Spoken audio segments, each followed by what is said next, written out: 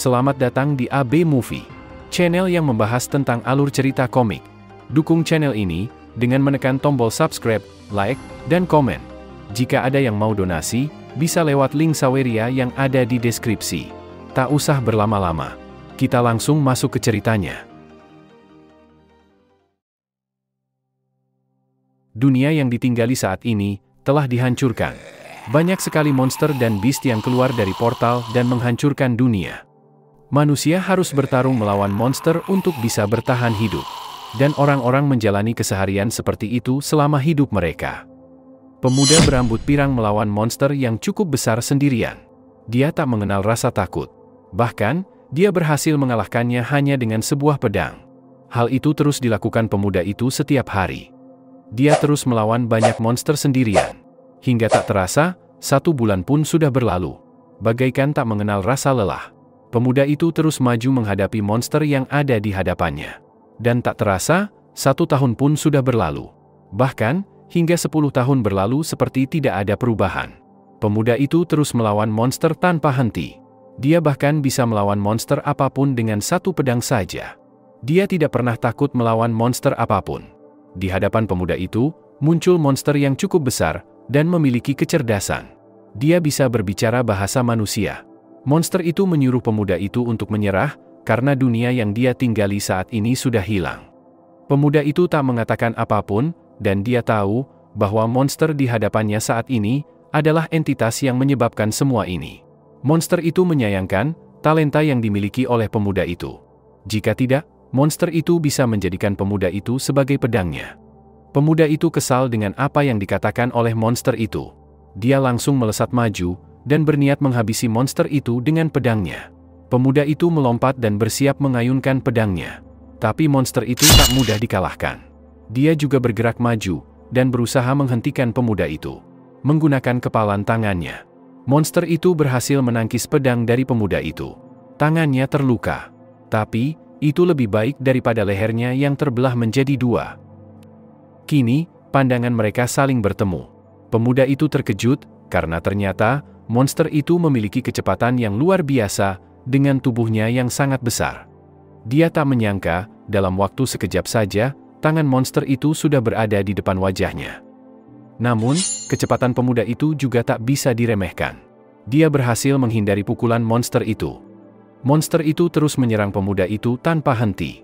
Dia mengatakan, agar pemuda itu terus berjuang sekuat tenaga, walaupun semua itu akan percuma saja. Dan akhirnya, pukulan monster itu pun berhasil mengenai pemuda itu. Dia terlempar. Namun, dia berhasil menjaga keseimbangannya agar tidak terjatuh. Tak mau berlama-lama, pemuda itu kembali melesat maju ke arah monster itu. Kini dia sudah tepat berada di hadapannya. Namun, dengan 1 gerakan tangannya saja, monster itu berhasil menangkap pemuda itu, dan langsung meremasnya. Kemudian, monster itu melemparkan pemuda itu dengan sangat kuat, hingga membentur keras di tanah. Tak disangka, ternyata pemuda itu masih bisa bangkit, setelah mendapatkan serangan sekuat itu. Sedangkan monster itu, dia berdiri bagaikan sedang tidak bertarung. Namun, pemuda itu melihat sesuatu yang tergantung di leher monster itu. Pemuda itu berniat menargetkan kalung itu, untuk serangan kali ini. Dia langsung mengambil kuda-kuda, untuk melemparkan pedangnya. Dengan kekuatan penuhnya, pemuda itu langsung melemparkan pedang itu ke arah sang monster. Pedang itu berhasil menembus tubuh monster itu, dan melesat tinggi hingga ke langit. Namun, monster itu juga berhasil melayangkan serangan terakhir ke arah muda itu. Tapi, serangan itu terhenti tepat di atas kepala pemuda itu. Terlihat, kalau monster itu telah hancur oleh lemparan pedang dari pemuda tadi.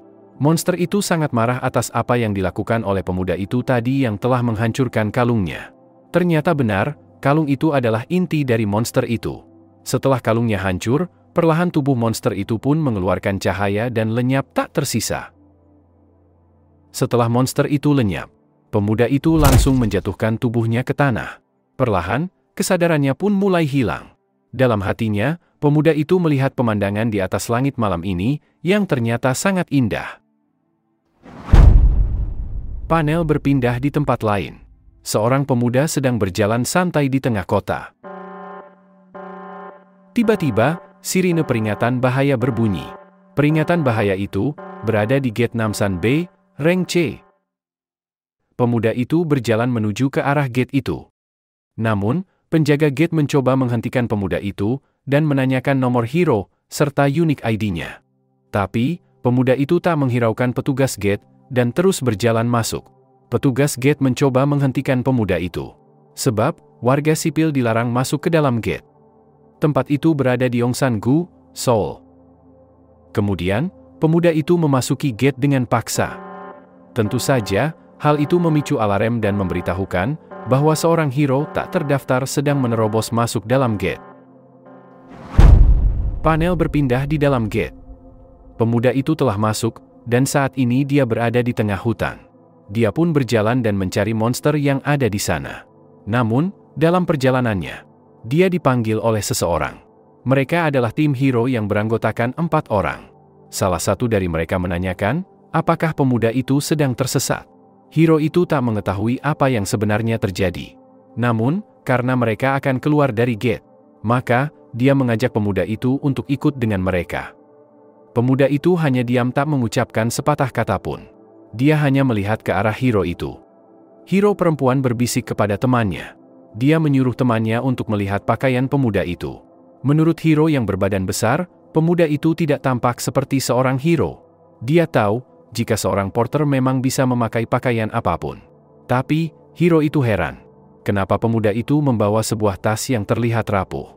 Dia menduga, kalau hero yang masuk bersama-sama, dan timnya memang sengaja meninggalkan pemuda itu, karena dia sama sekali tidak berguna. Tiba-tiba pemuda itu mengatakan sesuatu. Dia mengatakan, bahwa dia mendengar semua yang mereka bicarakan. Pemuda itu mengatakan, jika dia baru saja masuk ke sana.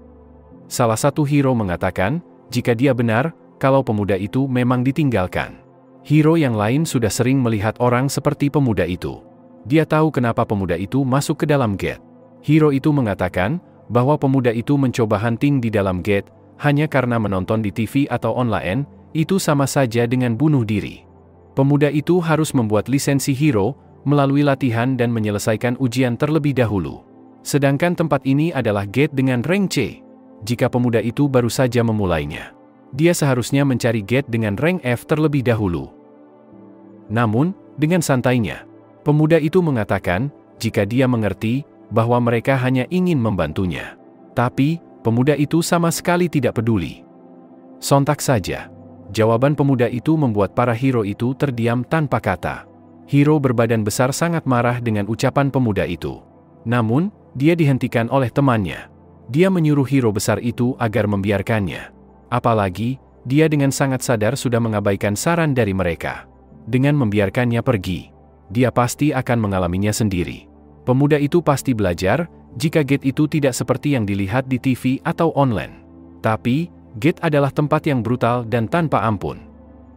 Tak jauh berjalan, pemuda itu sudah bertemu dengan seekor monster yang sangat besar. Dia terlihat tidak takut dan langsung melepaskan tas yang dia bawa. Kemudian, monster itu mengayunkan pedang yang dia bawa ke arah pemuda itu. Tapi, pemuda itu terlihat masih santai. Suara benturan yang sangat keras terjadi saat pedang monster itu menghantam tanah di sana. Monster itu terkejut karena dia tidak berhasil mengenai pemuda itu. Tiba-tiba pemuda itu muncul dan sudah menyiapkan tinjunya. Hanya dengan tangan kosong saja, kepala monster itu berhasil dihancurkan oleh pemuda itu. Bahkan, monster itu sama sekali tidak sempat untuk bereaksi. Pemuda itu tak menyangka. 10 tahun sudah berlalu. Tapi, tidak ada yang berubah dengan dunia ini. Setelah berhasil menghabisi monster itu, pemuda itu menatap ke arah mayat monster itu. Kemudian, dia mengambil senjata milik monster itu. Lalu, menggunakan senjata milik monster itu, pemuda itu menusukkan pedangnya ke mayat monster. Dia terlihat sedang mencari sesuatu di dalam tubuh monster. Ternyata, pemuda itu mencari Magic Stone dalam tubuh monster. Pemuda itu mendapatkan Low Grade Magic Stone. Di masa lalu, pemuda itu bahkan tidak akan melirik item low grade seperti itu. Kemudian, pemuda itu berniat memasukkan Magic Stone ke dalam tasnya. Tapi sebelum dia melakukannya, tiba-tiba, pemuda itu merasakan ada yang datang ke arahnya. Ternyata, di belakangnya, sudah ada beberapa monster yang cukup besar, sudah bersiap menyerangnya. Ketika senjata monster itu diayunkan, pemuda itu dengan mudah bisa menghindarinya. Kemudian, Pemuda itu mengambil ancang-ancang untuk melemparkan Magic Stone yang ada di tangannya. Ketika Magic Stone itu dilemparkan ke arah monster yang menyerangnya tadi, kepalanya langsung hancur tak tersisa. Tubuh monster yang sudah tidak memiliki kepala lagi pun ambruk ke tanah dengan cukup keras. Hal itu mengejutkan monster lainnya, sehingga mereka langsung bergerak ke arah pemuda itu. Namun, mereka berdua bukanlah lawan yang perlu dikhawatirkan oleh pemuda itu. Di sisi lain, keempat hero yang sebelumnya bertemu dengan pemuda tadi, mereka berjalan menuju ke pintu keluar. Hero wanita masih penasaran dengan pemuda yang bertemu dengan mereka tadi. Dia bertanya-tanya, bagaimana jika dia benar-benar mati atau semacamnya. Hero di sebelahnya menanyakan, apakah wanita itu khawatir dengan pemuda tadi. Pemimpin mereka mengatakan, jika pemuda itu tadi memanglah seorang penyusup, pasti agen dari pusat kendali sudah berada di jalan untuk menangkapnya. Gate ini adalah Gate Namsan, Gate Rank C. Jadi, agen elit rank B atau di atasnya akan ditugaskan. Selama dia tidak kehilangan kewarasannya dan menyerang monster duluan, dia tidak akan mati. Jadi, wanita hero itu tidak perlu khawatir dengan keselamatan pemuda itu. Hero yang berbadan besar membenarkan ucapan pemimpin mereka. Menurutnya, saat ini, pemuda itu pasti sedang ketakutan saat menanti para agen untuk datang menyelamatkan dirinya. Kembali ke sisi pemuda tadi. Terlihat seekor monster yang menggigil ketakutan. Tiba-tiba, sebuah kepalan tangan menghantam wajahnya. Tentu saja hal itu dilakukan oleh pemuda tadi. Tapi, dia tidak memperhatikan bahwa monster di belakangnya juga sedang mengayunkan senjatanya ke arah pemuda itu. Ketika senjata itu menghantam tanah, monster itu terkejut, sebab dia sama sekali tidak mengenai pemuda tadi. Pemuda itu menghilang dari hadapan monster itu. Ternyata, pemuda tadi sudah melompat di atas monster dan bersiap menendangnya. Dengan sekali tendangan saja, monster itu langsung mengeluarkan cairan merah dari mulutnya yang cukup banyak. Akhirnya, kedua monster itu pun tewas di tangan pemuda itu. Keduanya tergeletak di tanah, dengan cairan merah yang berserakan di sana. Kemudian, pemuda itu kembali mengambil pedang milik monster yang sebelumnya. Dia berniat mengambil Magic Stone dari monster yang telah dia habisi. Beberapa saat kemudian, pemuda tadi sudah berhasil mengumpulkan beberapa Magic Stone di dalam tasnya. Namun menurutnya, panen kali ini tidak terlalu bagus. Pemuda itu telah mengumpulkan 12 low grade dan 16 lower mid grade Magic Stone. Tapi, di belakang pemuda itu, seorang agen telah berhasil menemukannya. Dia langsung melaporkan bahwa penyusup itu sudah dia temukan. Mendengar ada seseorang di belakangnya, pemuda tadi langsung menoleh. Dia langsung menatap tajam ke arah agen itu. Tak lama kemudian, semua agen sudah datang ke sana. Agen berambut pirang memberitahukan bahwa mereka dari pusat kendali Gate. Agen itu meminta pemuda itu untuk menunjukkan kartu identitas hero-nya.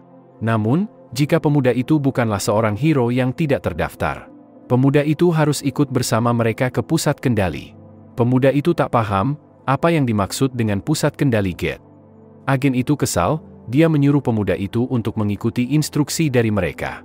Menurut pemuda itu, mereka cukup menyebalkan, dan dia berniat pergi dari sana. Agen itu menyuruh temannya untuk segera mengeluarkan borgol, dan segera memborgol pemuda itu.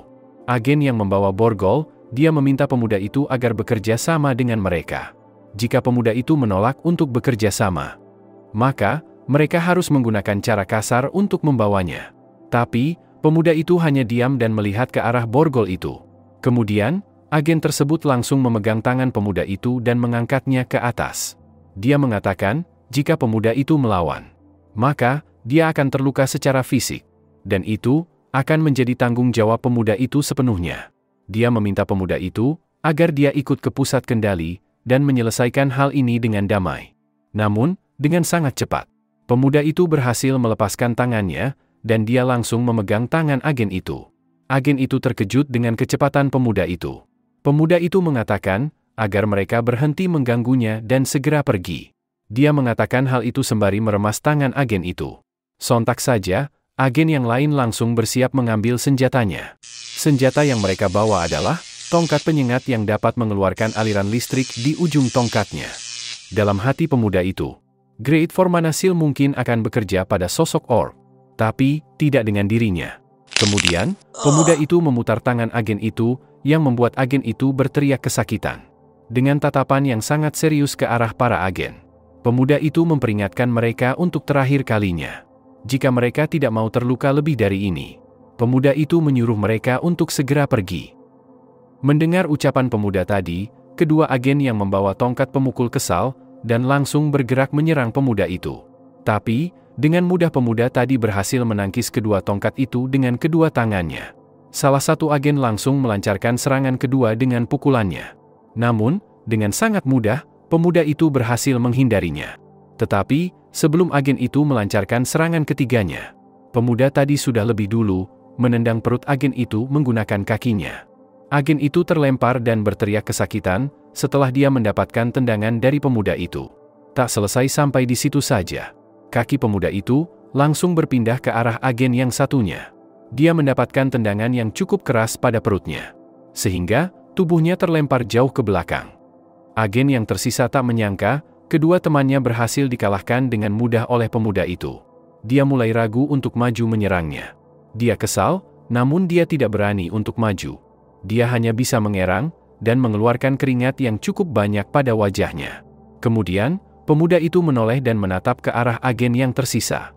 Tiba-tiba, tubuh pemuda itu menghilang dari tempatnya berdiri. Agen itu terkejut, mendapati pemuda itu, yang tiba-tiba menghilang. Tanpa bisa menyadari kehadiran pemuda itu, agen tersebut langsung mendapatkan pukulan yang sangat keras pada perutnya. Agen itu cukup tangguh. Walaupun sudah mendapatkan pukulan yang keras pada perutnya, dia masih bisa berdiri. Namun, agen itu terus memegangi perutnya. Kemudian, pemuda itu menanyakan, apakah tidak ada masalah dengan hero yang terdaftar. Agen itu membenarkannya, selama tidak ada tindakan ilegal di dalam gate, maka mereka tidak akan dikerahkan. Pemuda itu kembali bertanya, bagaimana dengan Rift Zone? Agen itu terkejut mendengar pertanyaan dari pemuda itu. Dia menjelaskan, jalur dimensional yang menjadi awal kemunculan para monster di dunia. Di sana, hasil perburuan para monster itu digunakan sebagai sumber energi baru. Oleh karena itu, negara memonopoli jalur masuk dan perdagangan monster, yaitu gate. Sedangkan, ruang tak diketahui yang belum berubah menjadi gate, dinamakan sebagai Rift Zone. Pemuda itu menanyakan, apakah mereka akan tetap mencarinya, tidak peduli gate mana yang dia masuki, dengan menganggapnya sebagai penyusup atau semacamnya. Agen itu membenarkannya. Jika ada hero tak terdaftar yang masuk tanpa izin, maka akan ada laporan otomatis yang masuk ke pusat kendali. Kemudian, agen terdekat akan dikerahkan untuk menangkapnya. Sedangkan, Rift Zone, tempat itu tidak bisa dimasuki dengan mudah. Asosiasi hero tidak akan membiarkan dengan mudah. Tiba-tiba, pemuda itu sudah bergerak maju dan menangkap wajah agen itu.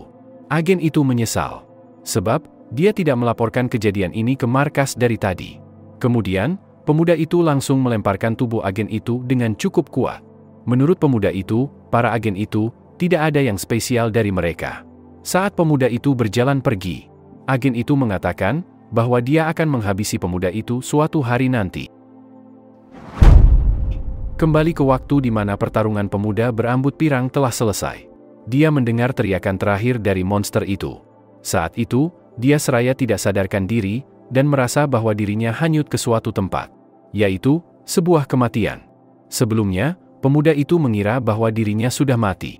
Tapi, matanya terbuka dan di hadapannya ada seorang pemuda yang mengenakan kaos berwarna putih. Pemuda itu bertanya, siapakah pemuda berkaos putih itu? Dia mengatakan bahwa namanya adalah Seo Dojun.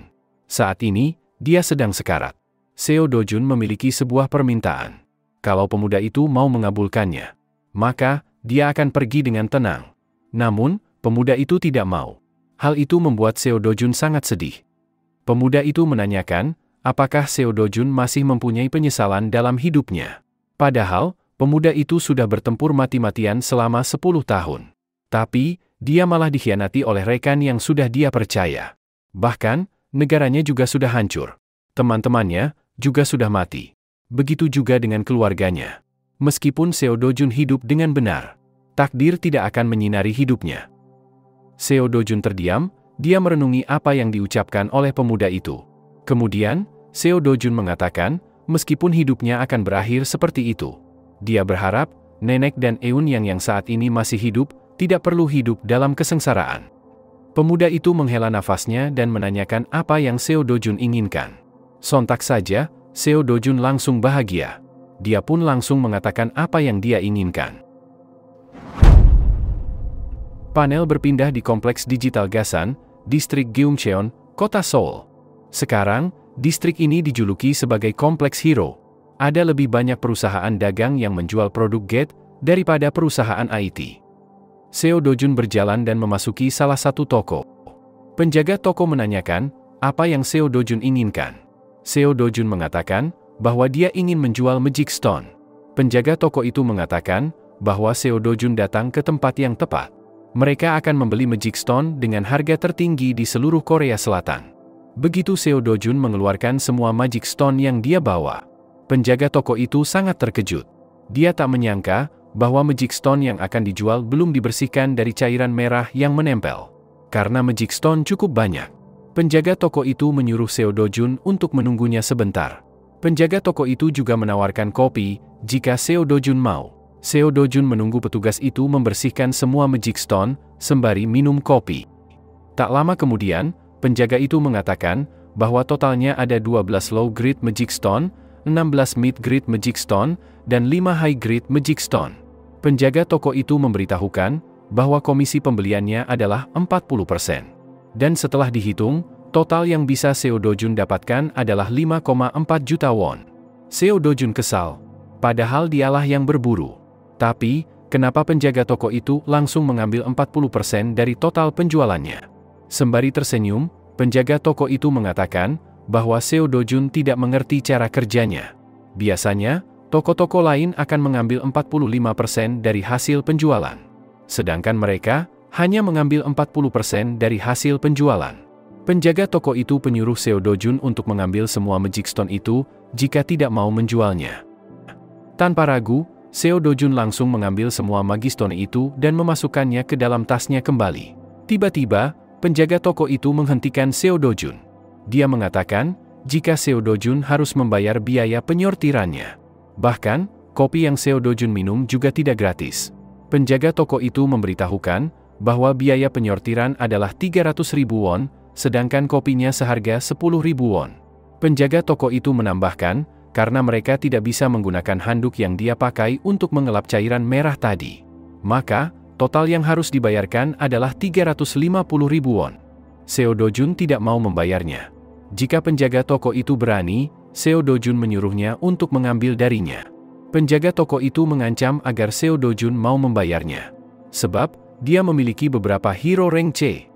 Tak lama kemudian, beberapa hero rank C keluar dari dalam. Hero itu menanyakan, kenapa penjaga toko itu memanggilnya. Dia menduga, apakah ada pecundang yang membuat keributan lagi.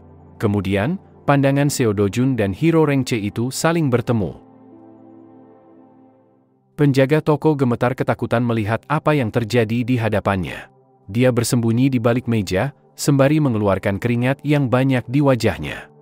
Tak lama kemudian, hero rank C yang ditugaskan untuk melawan Seo Dojun.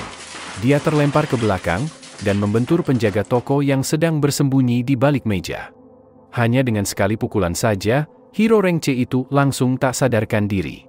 Bahkan, semua hero yang ada di sana juga sudah kalah. Sontak saja, hal itu membuat penjaga toko sangat ketakutan. Kemudian, Seo Dojun mendekat ke arah penjaga toko dan mengatakan, jika komisinya adalah 1%. Sembari tersenyum, Seo Dojun ingin memulai bisnis dengan mulus, mulai dari sekarang. Dia berjanji akan datang lagi ke toko itu di lain waktu.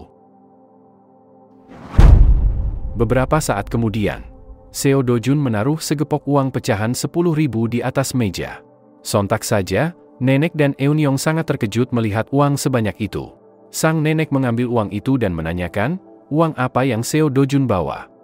Seo Dojun tidak mengatakan yang sebenarnya kepada Nenek dan Eun-yong.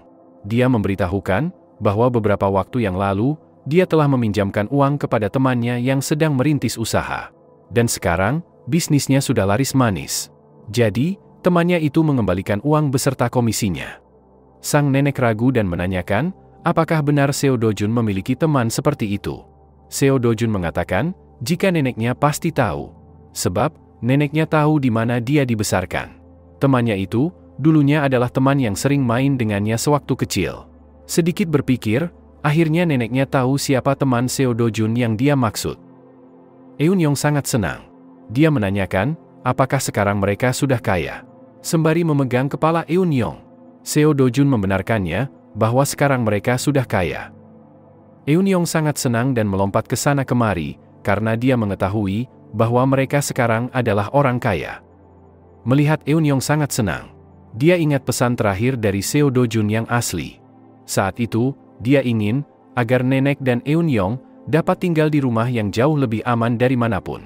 Dan setelah Seo Dojun selesai mengatakannya, dia menghilang, bahkan tanpa mendengar jawabannya.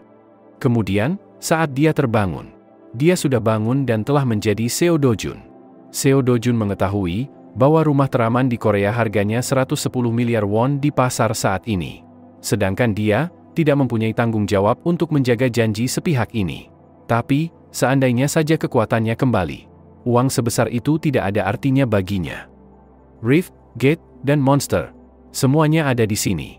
Dan mereka jauh lebih lemah dibandingkan dengan dunianya yang telah dihancurkan itu. Baginya, yang dulunya adalah seorang Sword God, tempat ini bagaikan permainan anak-anak. Tapi, bahkan 10% atau 1/10 dari kekuatannya masih saja belum kembali. Saat dalam lamunannya, tiba-tiba, ada seseorang yang datang dan menanyakan, apakah Seo Dojun ada di rumah. Seo Dojun berdiri, dan dia akan keluar untuk melihat siapa yang datang ke sana. Dia meminta nenek dan Eun-yong agar tetap di sana. Kemudian, Seo Dojun membuka pintu dan ada dua orang yang berdiri di depan pintu rumahnya. Pria yang berbadan besar mengatakan, jika Seo Dojun harus membayar hutang pinjaman tepat waktu. Pria yang satunya memberitahukan jumlah yang harus dikembalikan oleh Seo Dojun sebesar 48 juta won. Seo Dojun menghela nafasnya. Dalam hatinya, Seo Dojun mengetahui kalau mereka adalah rentenir yang dipinjami uang oleh Seo Dojun yang asli sebelum dia meninggal. 5 juta won yang dipinjam untuk biaya rumah sakit neneknya, sekarang sudah menjadi 10 kali lipat dalam waktu yang singkat. Pria yang berbadan besar mengetahui kalau Seo Dojun telah mendapatkan uang dari Gate. Jadi, dia meminta Seo Dojun untuk membayar hutangnya sekarang juga. Pria yang berbadan kecil menambahkan bahwa mereka melakukan ini semua berdasarkan yang tertulis di dalam kontrak. Dia meminta agar Seo Dojun tidak menganggap kalau ini tidak adil. Namun, saat pria berbadan kecil itu selesai mengatakannya, sebuah kepalan tangan sudah mengarah ke wajahnya. Namun, pukulan itu tidak diarahkan kepadanya, melainkan ke arah pria yang berbadan besar yang berdiri di belakangnya. Tanpa bisa menghindar, pria itu pun terkena telak pukulan di wajahnya dan membuatnya terlempar jauh ke belakang, hingga membentur tembok di belakangnya. Sedangkan, pria yang berbadan kecil sangat terkejut. Dia masih bingung dengan apa yang terjadi dalam waktu yang singkat itu. Kemudian, pria berbadan kecil itu melihat ke belakang dan bertanya-tanya, apa yang sebenarnya terjadi. Lalu, dengan tatapan yang sangat menyeramkan, Seo Dojun mengatakan bahwa dia telah membayar sejumlah 9 juta won sejauh ini, karena sudah melebihi dari uang yang dia pinjam. Jadi, seharusnya merekalah yang harus membayar hutang padanya. Pria itu gemetar ketakutan. Dengan terbata-bata, pria itu menanyakan, apakah benar dia adalah Seo Dojun. Sembari menyiapkan tinjunya, Seo Dojun berpesan kepada pria itu bahwa dia akan segera menemui bosnya. Panel berpindah di sebuah pusat perbelanjaan. Terlihat banyak orang yang berlalu lalang di sana. Kemudian, di sebuah toko boneka, Eun-yong melihat banyaknya boneka yang terpajang di etalase toko itu. Dia menanyakan, apakah benar dia boleh membelinya. Sekali lagi, Eun-yong memastikan, apakah benar dia boleh membeli boneka baru. Seo Dojun membenarkannya. Mereka sudah membeli baju baru. Jadi, sekarang Eun-yong bisa membeli semua yang dia inginkan. Mendengar jawaban itu, Eun-yong sangat senang. Karena, dia berbagi ingatan dengan Seo Dojun yang asli. Perubahan telah terjadi di dalam emosinya saat ini. Saat ini, perasaannya masih sayang. Tapi, Seo Dojun memang baik, bahkan kepada Eun-yong, sang adik tirinya. Setidaknya, dia akan menjaga perasaan miliknya ini. Eun-yong mengambil sebuah boneka kelinci berwarna putih. Dia bertanya kepada Seo Dojun, apakah dia boleh membeli boneka yang itu. Tiba-tiba, Seo Dojun mengambil sebuah boneka beruang yang cukup besar. dan itu membuat Eun-yong terkejut. Seo Do-jun mengatakan bahwa dia sebelumnya sudah bilang kalau Eun-yong boleh membeli apa yang dia inginkan. Eun-yong pun tersenyum setelah mendengar apa yang diucapkan oleh kakaknya. Beberapa saat kemudian, beberapa makanan sudah tersaji di meja makan. Seo Do-jun dan Eun-yong makan setelah berbelanja. Tiba-tiba, pandangan mereka berdua teralihkan oleh seseorang yang mengatakan bahwa mereka mengenal Seo Do-jun. Orang itu adalah seorang wanita yang dikawal oleh dua orang berbadan besar dan berkepala plontos. Wanita itu menanyakan, kenapa dengan penampilan Seo Do-jun? Sebab, walaupun berpakaian seperti itu, wajahnya tidak berubah sama sekali. Wanita itu menanyakan, siapa gadis kecil yang duduk bersamanya itu? Dengan sangat serius, Seo Do-jun menanyakan, apakah wanita itu ingin membuat masalah seperti ibunya? Suasana di sana yang sebelumnya sangat tenang dan dipenuhi oleh kegembiraan, tiba-tiba menjadi sangat bening. Eun-yong bertanya dalam hatinya, siapakah ibu-ibu itu? Wanita itu menanyakan, siapa nama gadis kecil itu? Dengan polosnya, Eun-yong memperkenalkan dirinya. Wanita itu mengetahui kalau Eun-yong berasal dari keluarga Eun. Dia menghina pakaian yang dipakai oleh Eun-yong. Menurutnya, pakaian yang digunakan sangatlah menyedihkan. Wanita itu bertanya kepada Seo Do-jun, apakah yang dia katakan itu benar? Seo Do-jun diam tak mengatakan apapun. Wanita itu bertanya, kenapa Seo Do-jun tidak menjawabnya, apakah dia kehilangan kata-kata? Kemudian, wanita itu bertanya kepada Eun-yong, apakah dia mengetahui arti kata dari pelucar? Seo Do-jun sangat kesal. Dia dari tadi hanya diam dan memperhatikan saja. Namun, semakin lama wanita itu semakin seenaknya saja. Seo Do-jun mengatakan bahwa wanita itu sangatlah jelek dan mirip seperti orc. Wanita itu terkejut dan melihat ke arah Seo Do-jun. Dan terlihat wajah Seo Do-jun yang menatapnya dengan tatapan yang sangat tajam. Seo Do-jun lahir di luar nikah dan hidup miskin. Dan di usia 7 tahun, setelah ibunya wafat, akhirnya dia dirawat oleh ayah kandungnya. Dia menjalani tahun-tahun yang dipenuhi oleh diskriminasi dan penghinaan. Dan sepenuhnya, dia diabaikan begitu istri sah melahirkan seorang putra. Lalu, sekali lagi dia diusir. Dia tinggal bersama nenek dari ibu, dan saudara tiri yang tidak pernah dia temui sebelumnya. Karserian Le Van Dein heran dengan Seo Do-jun yang asli. Dia bertanya-tanya, hati macam apa yang dia miliki untuk menghadapi semua itu. Tapi, sekarang ini akan jadi berbeda, setelah dia berada di tubuh Seo Do-jun. Seo Do-jun berdiri dan mengatakan, bahwa mereka telah hidup selama 12 tahun, dan wanita itu masih saja menjijikan. Mulai dari wajahnya, sampai kepribadiannya sangatlah buruk. Dan bahkan, otak bodohnya itu sama sekali tidak berguna. Dia iri dengan perempuan yang lebih cantik atau lebih baik dari dirinya. Dia mencoba bertahan dengan inferiority complex. Menurut Seo Do-jun, wanita itu tidak lebih baik dibanding perempuan yang sebenarnya peduli soal kondisi keuangan kakaknya. Keributan yang mereka berdua buat, membuat pandangan orang-orang di sekitar sana tertuju ke arah mereka. Seo Do-jun mengatakan semua itu, sembari menatap tajam ke arah wanita itu. Karena sudah dihina dengan begitu kasar oleh Seo Do-jun, wanita itu sangatlah marah. Tiba-tiba, ada seseorang lagi yang menyapa Seo Do-jun. Dia adalah seorang wanita yang sangat cantik. Gadis tadi langsung berlari dan menyapa wanita itu dengan sebutan ibu. Dia langsung merengek kepada ibunya dan mengatakan, bahwa Seo Do-jun sudah menghinanya dengan kata-kata yang sangat kasar. Ibunya menyuruh gadis itu untuk diam. Dia menyuruh gadis itu agar tidak ikut campur. Dia telah melakukan perbuatan memalukan seperti itu. Kemudian dengan senyuman ramah, wanita yang disebut ibu itu menyapa Seo Do-jun dan menanyakan kabarnya. Dia juga mengatakan, apabila Seo Do-jun memanglah sibuk, wanita itu sangat senang sekali jika dia mau pulang.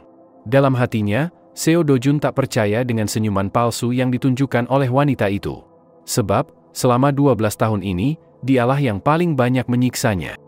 Wanita itu kembali mengatakan, bahwa ayahnya sangat mengkhawatirkan Seo Do-jun. Tapi, apa yang dikatakan oleh wanita itu, sangat membuat Seo Do-jun muak. Sebab, mereka tidak memiliki hubungan sampai bertanya soal satu sama lain.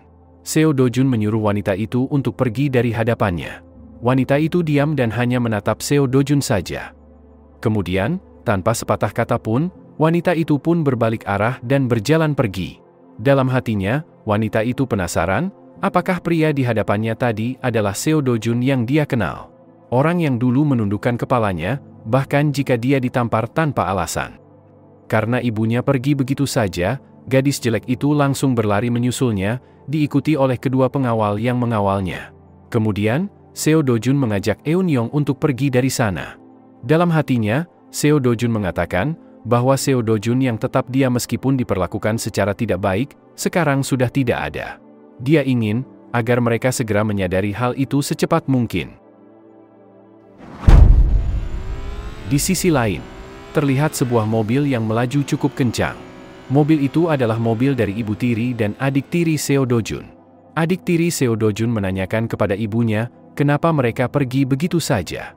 Padahal seharusnya, mereka harus menghancurkan Seo Dojun. Dia menanyakan kepada ibunya, apakah dia tahu apa yang dikatakan Seo Dojun padanya. Namun, sebelum adik tiri Seo Dojun mengatakannya, ibu tiri Seo Dojun memanggil Ketua Lee. Dia bertanya, kenapa Seo Dojun masih hidup. Ketua Lee memberitahukan, berdasarkan laporannya, Kang Chulwo meninggalkan Seo Dojun di dalam Rift Zone. Ibu tiri Seo Dojun sudah tahu hal itu. Dia berteriak sangat keras di dalam mobil. Dia menanyakan, kalau memang begitu, lalu kenapa Seo Dojun masih hidup? Padahal, seharusnya dia sudah mati.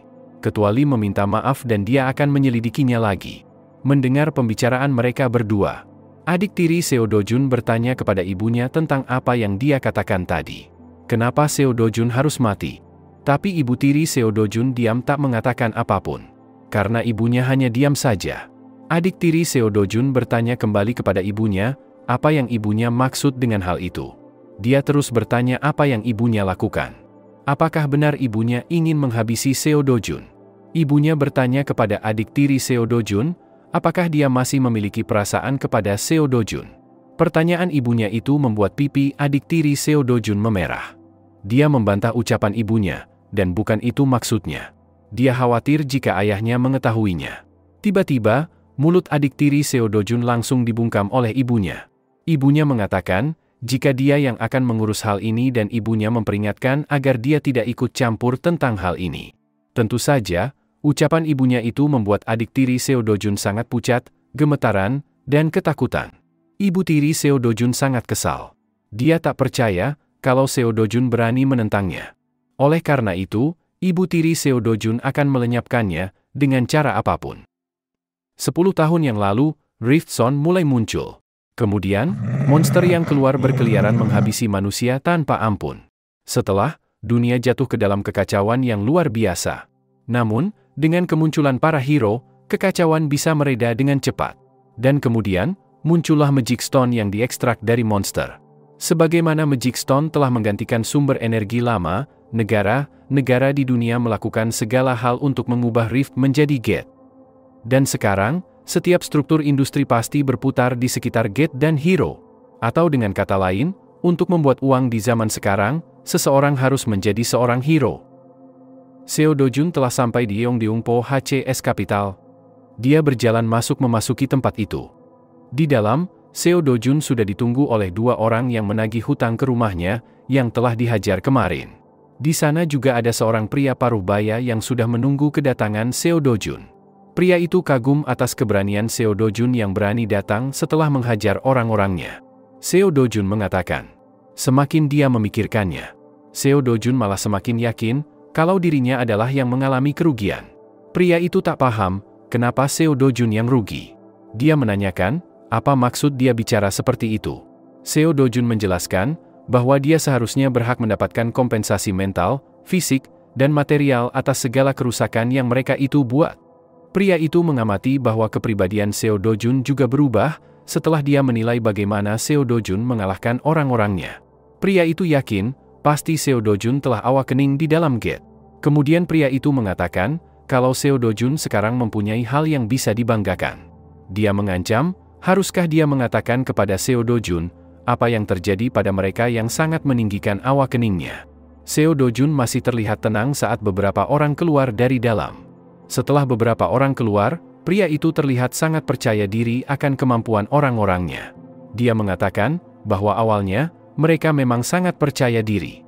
Tapi, bahkan setelah awakening, mereka tetap saja sampah rank D. Pria itu menyuruh Seo Dojun agar mendengarkannya baik-baik. Dia mempunyai banyak hero rank D yang bahkan tidak akan membiarkan Seo Dojun untuk bicara. Saat melihat pria itu pergi, Seo Dojun menyuruhnya untuk kembali dan duduk. Sebab, Seo Dojun belum selesai bicara dengannya. Pria itu sangat marah karena Seo Dojun berani padanya. Tiba-tiba, Seo Dojun melepaskan kacamata pria itu yang membuatnya terkejut. Lalu, dengan cara cepat, Seo Dojun langsung memukul wajahnya dengan cukup keras, dan membuatnya terlempar jauh ke belakang. Tak hanya pemimpin mereka saja yang diajar oleh Seo Dojun. Dia juga memukul anak buah pria itu. Menurut Seo Dojun, mereka ini bukan cuma rentenir. Seo Dojun juga tahu kalau mereka juga berbisnis di pembuatan ID. Bisnis itu cukup menjanjikan. Sebab, jika seseorang mau memulai untuk menghasilkan uang, mereka memerlukan hero ID. Orang terakhir mencoba menyerang Seo Dojun. Tapi, pukulannya dapat dengan mudah dihindari olehnya. Dan Seo Dojun melakukan serangan balik kepada orang itu. Hanya dalam waktu singkat saja, Seo Dojun berhasil mengalahkan semua orang yang ada di sana. Seo Dojun meminta mereka untuk membuat hero ID yang terbaik untuknya. Setelahnya, tidak akan ada masalah lagi ke depannya. Seo Dojun meminta mereka untuk menyelesaikannya besok, dan besok sudah harus jadi. Mereka semua terkejut dengan kekuatan yang ditunjukkan oleh Seo Dojun. Mereka menduga kalau kekuatannya saat ini bukan di rank D, bahkan, mereka juga ragu jika dia berada di rank C. Menurut mereka, kekuatan Seo Dojun bisa jadi berada di tank B. Seo Dojun menanyakan, apakah mereka tidak bisa melakukannya. Dengan ketakutan, pemimpin mereka mengatakan, jika dia bisa membuatkannya secepat mungkin. Seo Dojun memegang pundak pria itu dan mengatakan, jika dia mempunyai satu hal lagi yang ingin ditanyakan. Seo Dojun menanyakan, apakah Hong Haeju meminta pria itu untuk menghabisinya. Pria itu mencoba mengingat-ingat nama itu. Dia tahu jika orang itu adalah wanita kaya berambut pirang. Seo Dojun meremas pundak pria itu karena dia tidak mau mengatakannya. Pria itu pun berteriak kesakitan, karena pundaknya serasa mau patah. Dengan menahan rasa sakit, pria itu mengatakan, jika wanita itu berharap, agar Seo Dojun akan terkubur dalam hutan dan melakukan bunuh diri. Itu yang dikatakan oleh wanita itu padanya. Pria itu memohon kepada Seo Dojun agar dia dilepaskan. Seo Dojun akhirnya paham, jadi itu alasan, kenapa pria itu menjebaknya di dalam gate. Sembari gemetar ketakutan, pria itu tidak paham tentang menjebak Seo Dojun di dalam gate. Dia itu benar-benar tidak tahu apapun tentang itu. Pria itu menambahkan, kalau Seo Dojun mati, pria itu juga tidak akan mendapatkan uangnya kembali. Jadi, mana mungkin dia akan mengirim Seo Dojun ke tempat itu. Pria itu memohon, bahwa dia benar-benar tidak bohong, dan sudah berkata dengan jujur. Seo Dojun memikirkan sesuatu. Kemudian, dia bertanya tentang Kang Chulwo. Dia adalah orang yang menyeretnya ke dalam gate. Seo Dojun meminta informasi tentangnya besok. Karena ketakutan, pria itu pun langsung menyanggupinya. Setelahnya, Seo Dojun berjalan pergi dari tempat itu. Lagi-lagi, dia memikirkan tentang permohonan Seo Dojun asli yang meminta tolong, agar membiarkan nenek dan Eunyoung hidup di rumah teraman yang ada. Selama dia ada, dia akan membereskan semuanya. Akhirnya, Seo Dojun berhasil mendapatkan ID hero miliknya sendiri. Dalam kartu ID itu, Seo Dojun berada di rank B. Dengan ID itu, Seo Dojun menggunakannya untuk memasuki gate.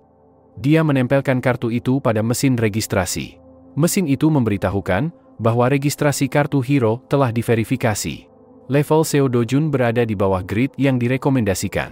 Mesin itu mengingatkan Seo Dojun agar berhati-hati dan berpikir baik-baik sebelum memasuki gate. Seo Dojun kesal dengan perusahaan itu. Sebab, mereka hanya memberikan rank B padanya. Seharusnya, mereka memberikan rank A padanya.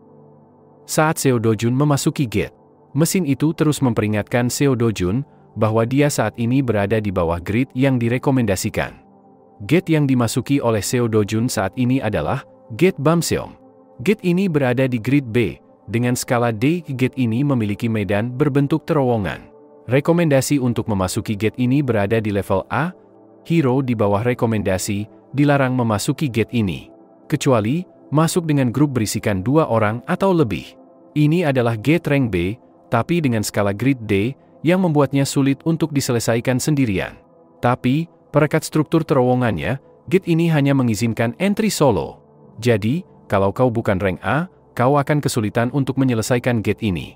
Jika kau benar-benar sedang mendapatkan kesialan, kau akan disuruh melawan ratusan monster sendirian di dalam terowongan genap nan sempit. Tapi, Seo Dojun menyukai hal ini. Dia kali ini bertemu dengan monster ular yang cukup besar. Monster itu berwarna keemasan dengan 2 taring panjang di mulutnya. Seo Dojun menggunakan equipment sarung tangan yang mirip dengan cakar ular itu. Ular itu memiliki 2 kepala, dan keduanya membuka mulutnya lebar-lebar. Lalu, ular itu menjulurkan lidah yang sangat panjang dan sangat tajam ke arah Seo Dojun. Lidah itu dialiri racun di ujungnya. Namun dengan cepat, Seo Dojun berhasil mengambil Magic Stone monster ular itu. Tapi, itu belum membuat monster itu mati. Seo Dojun mengetahui jika Black Fang Snake adalah ular beracun, yang bahkan, goresan dari racunnya saja dapat membuatmu tak bisa bergerak. Tapi itu bukan masalah bagi Seo Dojun. Dia langsung melompat kembali untuk menghabisi monster ular itu. Gerakan yang sangat cepat Seo Dojun tunjukkan. Monster ular itu mendapatkan luka di sekujur tubuhnya akibat serangan dari Seo Dojun. Akhirnya, monster ular itu pun tumbang. Seo Dojun melihat bahwa sarung tangannya terkena racun dari ular itu. Menurut Seo Dojun, sarung tangan itu sebadan dengan harganya, yaitu 300.000 won. Belum sempat beristirahat, Seo Dojun menyadari bahwa ada monster lain yang mendekat. Ternyata, ada banyak monster ular yang siap untuk menyerang Seo Dojun. Tapi, istirahat bukan gaya dari Seo Dojun. Seo Dojun langsung melesat dan menyerang ke arah monster itu. Satu persatu monster ular itu pun tumbang di tangan Seo Dojun, hingga monster terakhir pun berhasil dikalahkan. Kemudian, Seo Dojun mencari Magic Stone dari monster-monster yang sudah dia kalahkan.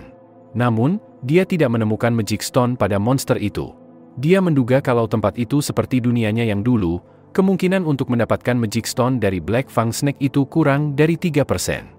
Kemudian, Seo Dojun menuju tempat berikutnya. Sebab, dia merasa kalau dia masih perlu berburu beberapa ratus monster lagi. Setelah mematuhi tempat berikutnya, Seo Dojun melihat beberapa mayat hero yang sudah menjadi tulang. Dia berhenti dan menatap ke depan. Seo Dojun melihat monster yang ada di depannya.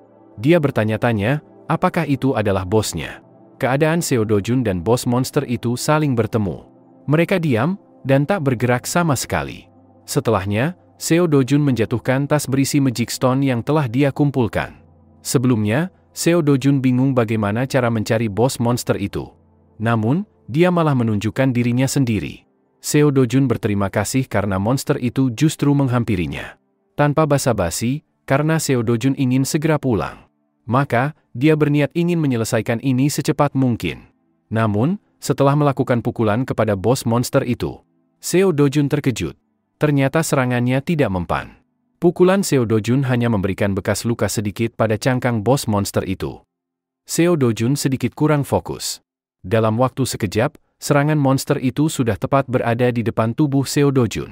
Seo Dojun terkena serangan telak, dan dia terlempar membentur ke lantai dengan keras. Setelahnya, bos monster itu membuka mulutnya lebar-lebar, dan ingin memakan tubuh Seo Dojun yang masih terkapar di lantai. Tapi, gerakan Seo Dojun lebih cepat daripada bos monster ular itu.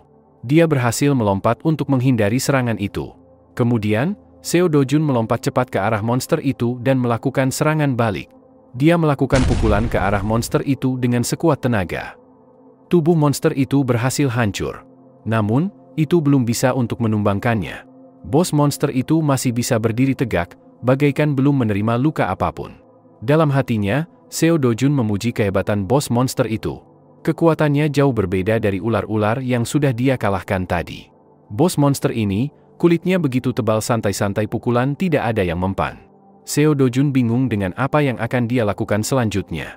Seandainya saja kekuatannya sudah kembali, bos monster ini bukan masalah baginya.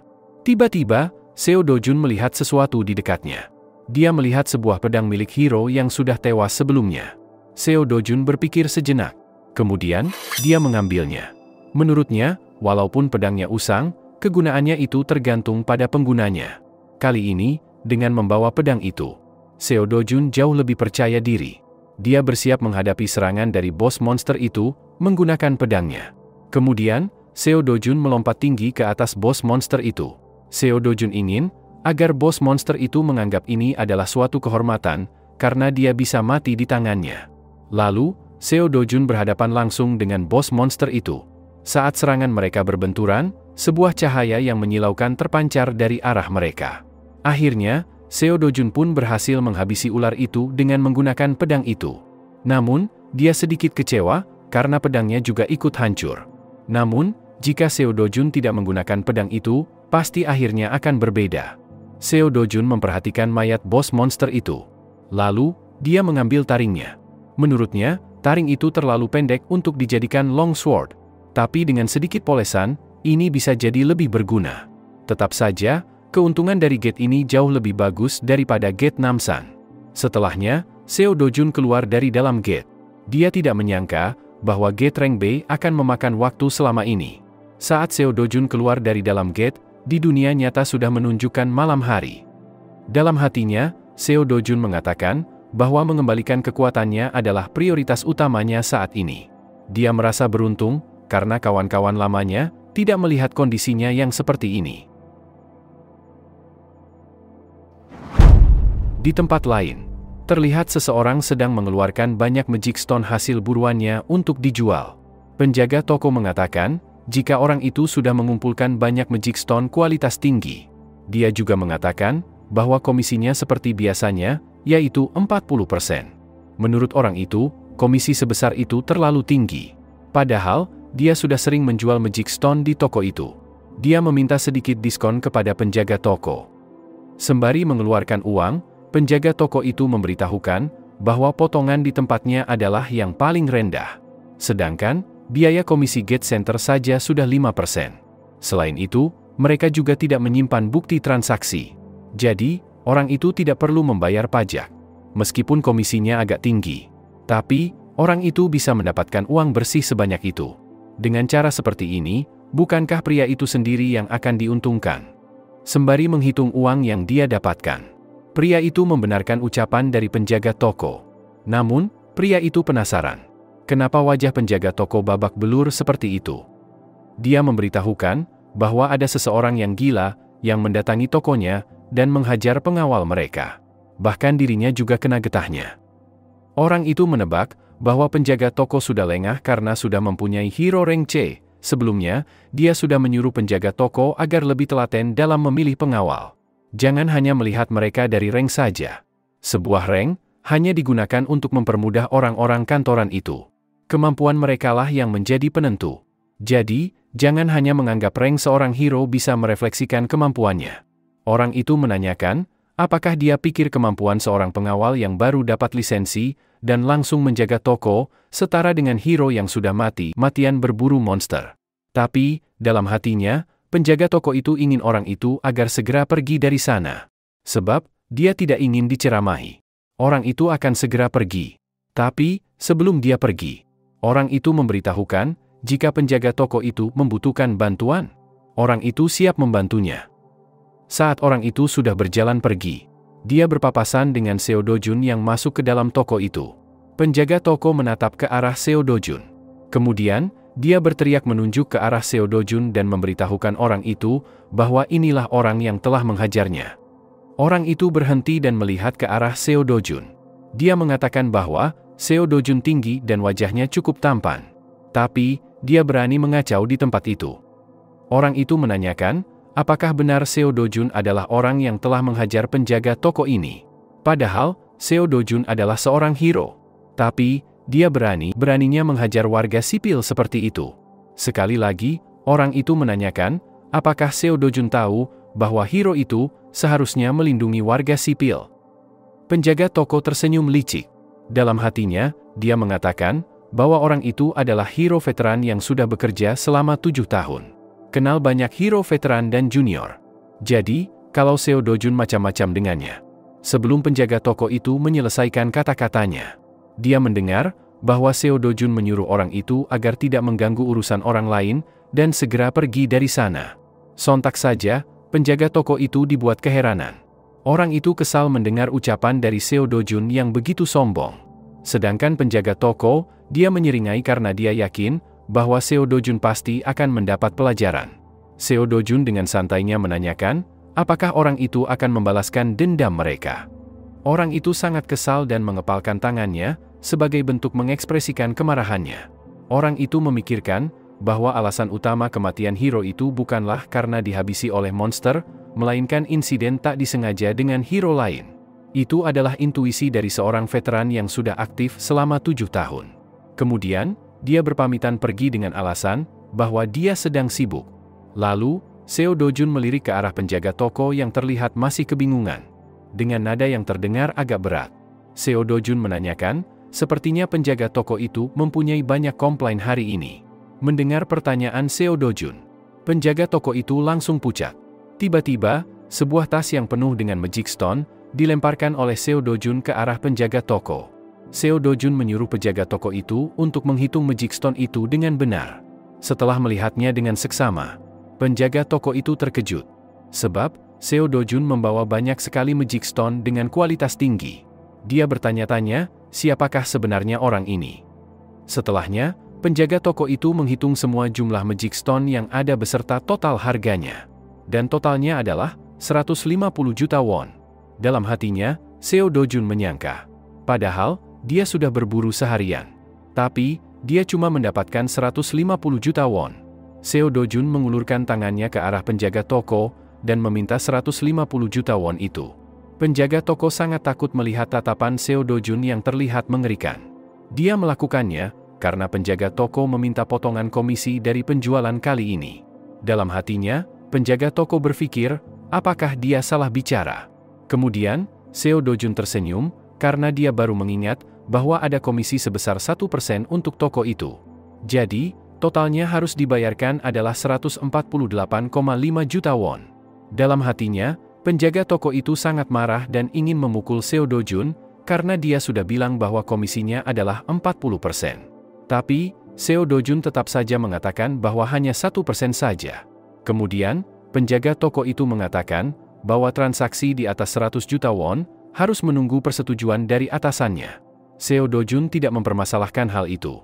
Namun, dia harus cepat dan harus sekarang juga. Kemudian, penjaga toko itu menelpon atasannya dan memberitahukan apa yang sebenarnya terjadi di sana. Tiba-tiba, ponsel penjaga toko itu diambil oleh Seo Dojun. Kemudian, Seo Dojun berbicara kepada atasan penjaga toko itu, agar penjaga toko itu segera memberikan uangnya padanya. Atasan penjaga toko itu paham, dan menyuruh Seo Dojun untuk mengembalikan teleponnya kepada karyawannya. Seo Dojun langsung melemparkan ponsel itu ke arah penjaga toko. Namun, ponsel itu melesat cepat hingga melewati penjaga toko dan tertancap di tembok. Penjaga toko menatap ngeri ke arah ponselnya. Sedangkan Seo Dojun, yang menginginkan uangnya karena atasannya sudah menyetujuinya.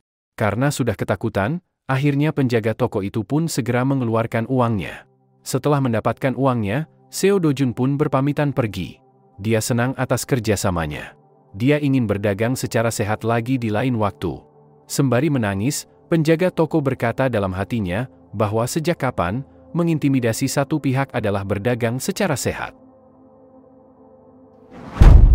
10 menit kemudian, karena penjaga toko tidak menjawab teleponnya, pemilik toko itu pun datang ke sana. Dia memarahi penjaga toko itu karena tidak menjawab teleponnya. Tapi, penjaga toko itu sudah terlihat kena mental. Dia mengatakan bahwa dia ingin keluar dari pekerjaannya itu.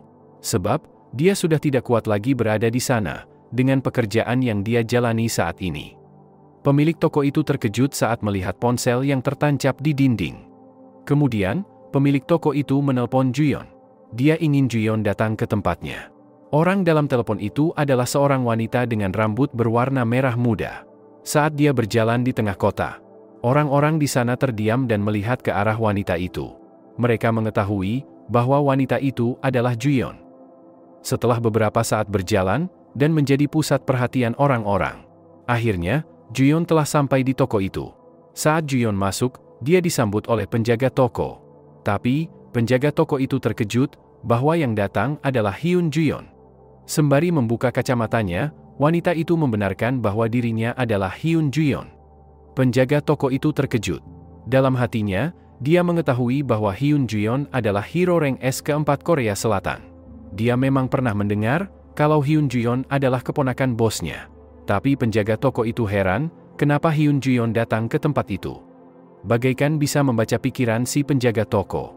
Hyun Juyeon mengatakan bahwa pamannya bilang kalau dia sedang dipusingkan oleh salah satu hero yang memaksa penjualan Magic Stone di toko ini.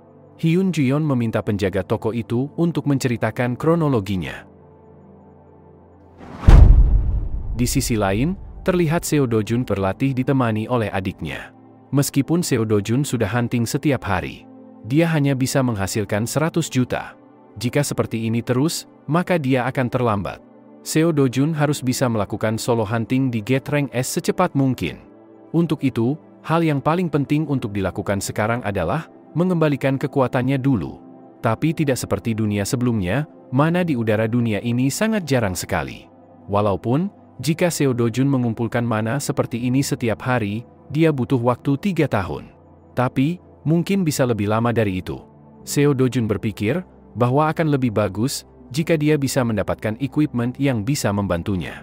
Tapi, tidak ada banyak equipment di sana. Yang ada hanyalah potongan sampah saja. Tiba-tiba, Seo Dojun merasakan sesuatu. Kemudian, pandangannya tertuju ke arah Eun-yong. Dia langsung meraih adiknya dan membawanya untuk segera masuk ke dalam. Seo Dojun buru-buru membawa Eun-yong masuk ke dalam. Melihat tiba-tiba mereka berdua masuk, neneknya bertanya kepada Seo Dojun, apa yang terjadi. Setelahnya, terjadi guncangan yang cukup hebat yang menggetarkan seluruh tempat itu. Sang nenek berteriak ketakutan.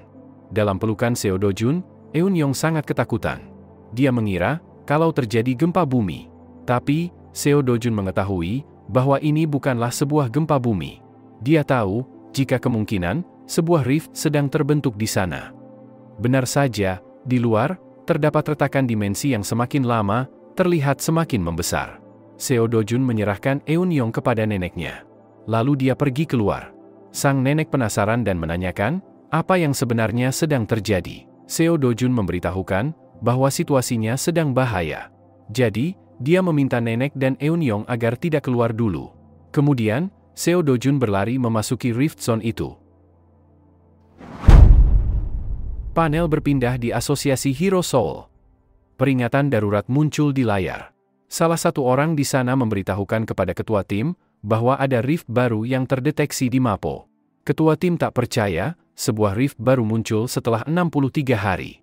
Kemudian, dia memerintahkan agar menghubungi Guild White Lion, karena mereka adalah yang paling dekat ke arah Mapo.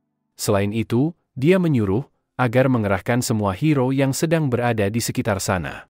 Ketua tim menanyakan di mana lokasi tempat rift itu muncul. Pria yang berambut coklat memberitahukan jika rift itu muncul di halaman rumah pribadi. Ketua tim terkejut lagi karena rift itu muncul di rumah pribadi. Menurutnya, ini adalah sebuah masalah besar jika ada warga sipil yang memasuki rift itu. Jika itu benar-benar terjadi, maka, yang lainnya tidak akan mungkin bisa memasukinya sebelum mereka keluar. Apalagi jika mereka mati di dalam. Akan terjadi monster wave selama 10 hari di area rift. Jika itu terjadi, seluruh area Soul akan hancur. Lalu, ketua tim menanyakan identitas orang yang memasuki rift, apakah sudah dikonfirmasi. Petugas itu memberitahukan, jika namanya adalah Seo Dojun.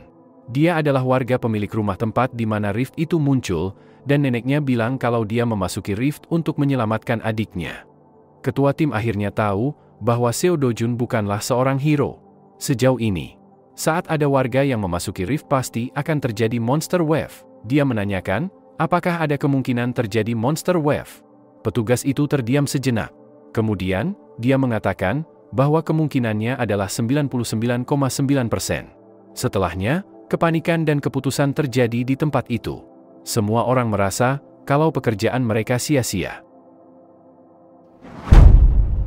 Di tempat lain, terlihat seseorang sedang membanting tumpukan kertas.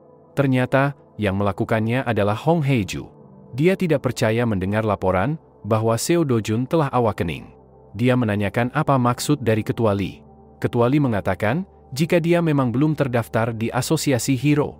Tapi, bisa dipastikan jika dia awakening di dalam gate sebelumnya. Hong Hae-ju sangat marah, dia tidak tahu apa yang sebenarnya dilakukan oleh Kang Chul-wo. Hong Hae-ju yakin, jika akan lebih baik, kalau Ketua Lee menghabisinya secara langsung. Dan kenapa, harus membuat semuanya menjadi rumit. Jika itu benar terjadi, Ketua Lee akan menerima uang untuk pekerjaan itu. Hong Hae-ju meminta kepada Ketua Lee, untuk menyampaikan kepada Kang Chulwo, kalau dia sampai gagal menghabisi Seo Dojun lagi, maka dia harus mengembalikan uangnya 10 kali lipat. Ketua Li mengatakan, jika tidak perlu menghubungi Kang Chulwo. Hong Haeju tak paham dengan maksud ucapan dari Ketua Li. Ketua Li memberitahukan bahwa ada rift baru yang muncul di Mapo.